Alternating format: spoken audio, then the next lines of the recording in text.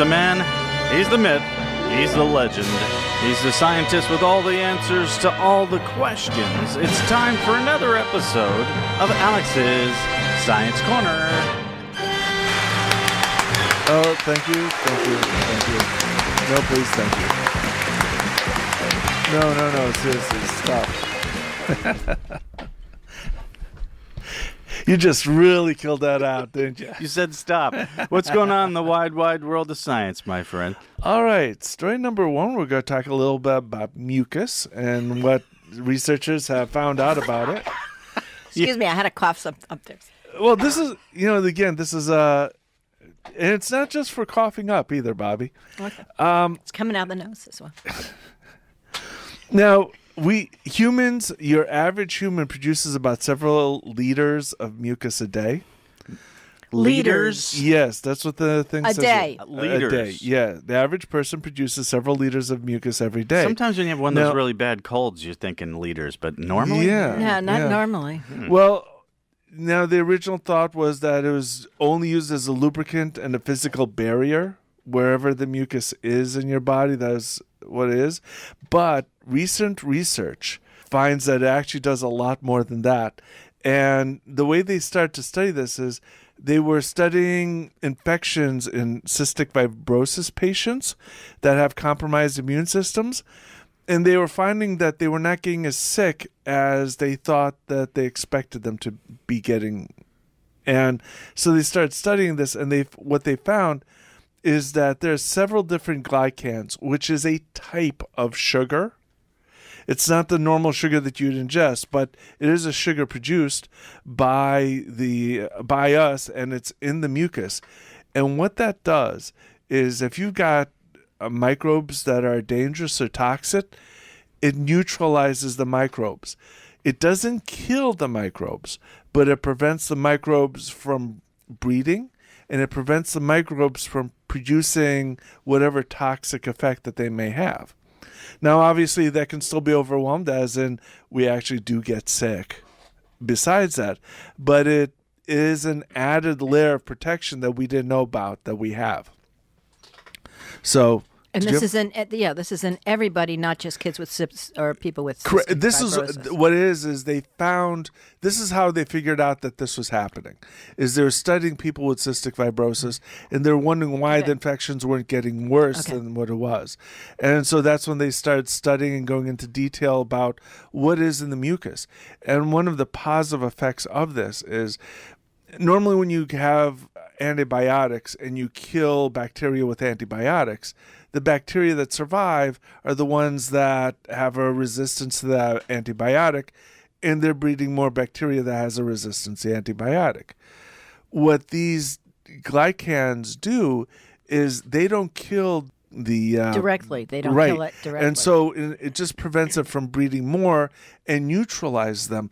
So those, when they do breed, they still have that neutralization effect. So it's not causing that effect that we would have with antibiotics, where the bad bacteria that can survive the antibiotics is surviving. And I would think also, if they're neutralizing their breeding ability, they're going to naturally die off because now they're not bringing in the young, and as they get it's die to off. Prevent it from getting too many of the bacteria. Right. So it's not making the bacteria sterile. It's just reducing how much breeding the bacteria does until it passes out. All right. So this is one of those. And one of the other things that can happen is bacteria can transfer genes between themselves. So if one bacteria has a gene that can help it survive, another bacteria of the same type that doesn't have that gene could get that gene from another bacteria.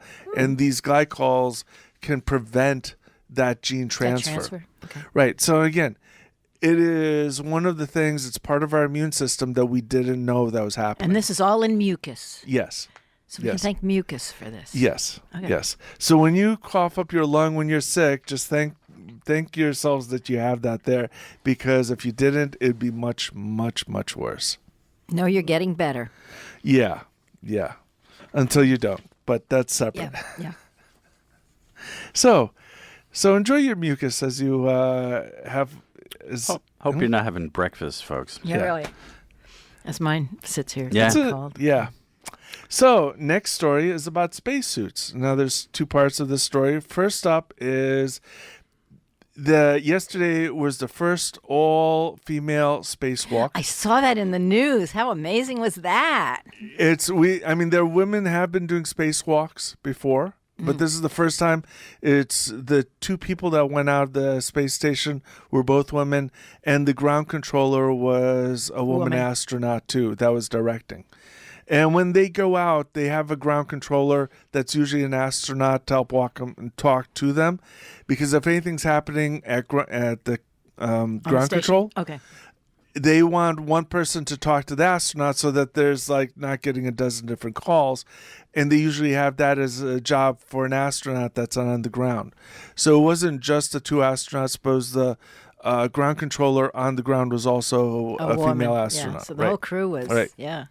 And it was Dr. Jessica Meyer and Christina Koch who were doing that, and they were outside for 8 hours yesterday. Ooh, a long day. Yeah. Now, Or like- they were replacing two boxes on the outside, and it's just going outside, unscrewing a box, putting a new box in, and just reconnecting the wires. Takes 8 hours because, it's not just going outside your house. It's going out into the vacuum of space where, something goes wrong. You die. So, if something, not necessarily die, but if you let go of that wrench, there it goes. There's floating. Yeah. The bad part is you could die. The not bad part is you get loose and then you got a speeding hunk of metal that could go make holes in your spaceship. Do they anchor the? Everything is anchored. Okay. They are anchored, and if you watch the spacewalk, you see how slow everything is going because they're going very slowly. I mean, it was like taking 5 minutes for them to hand off something.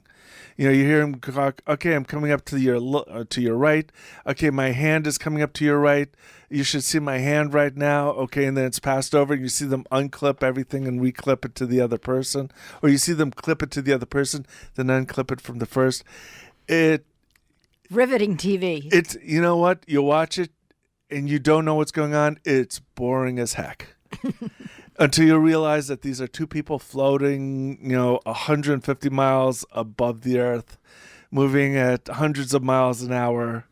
Other than that, it's kind of boring if it wasn't. That they're actually moving too while they're doing this. And they have to slow down when the space station goes around the back of the Earth because it gets dark because they're on the back of the Earth. And then when it comes back around, they can speed back up their work again because then you got sunlight again. So that's actually kind of like their break is when the space station goes around the back of the Earth.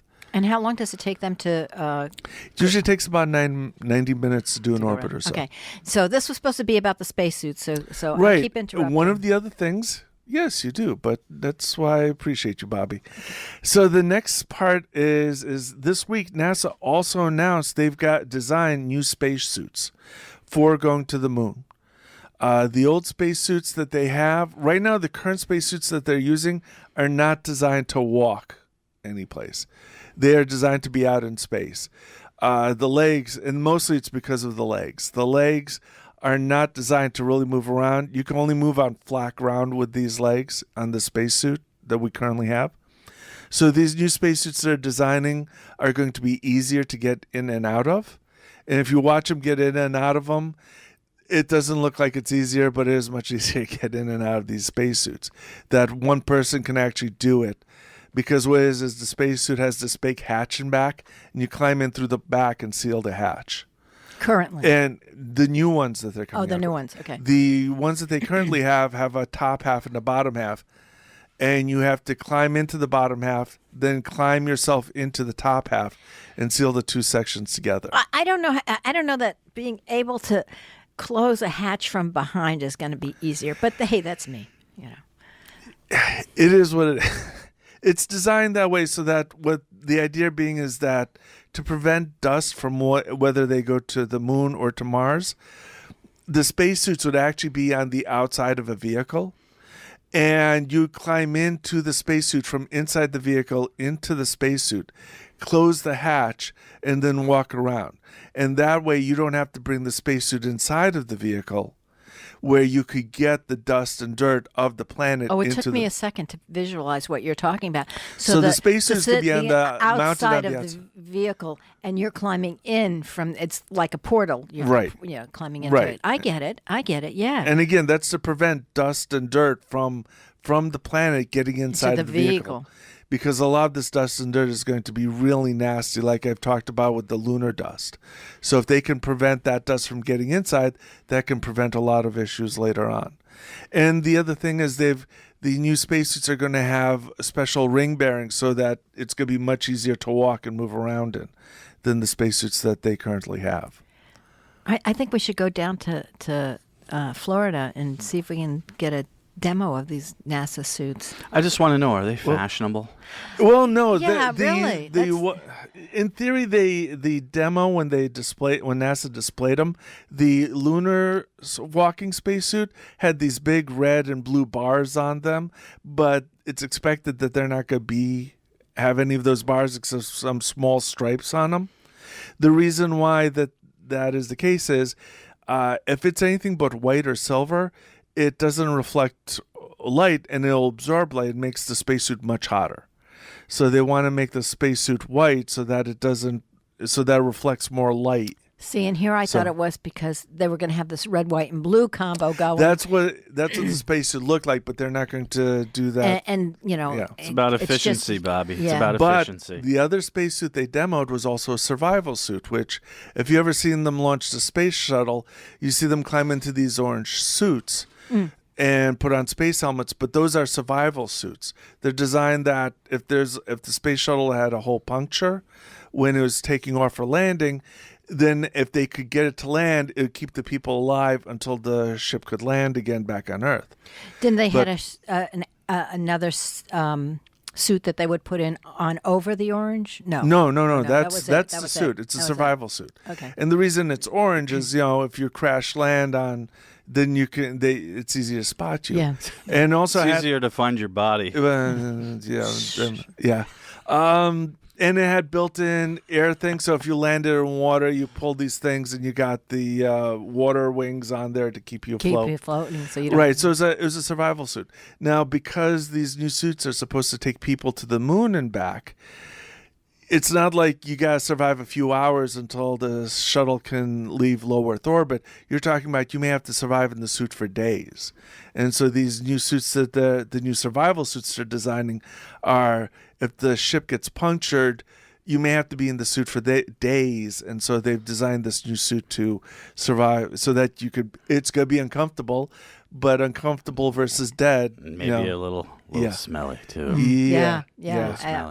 All right, we're gonna have to wrap this one up. And, if you have any questions about these two stories or anything else science related, you can call Alex right now at 203-837-9924.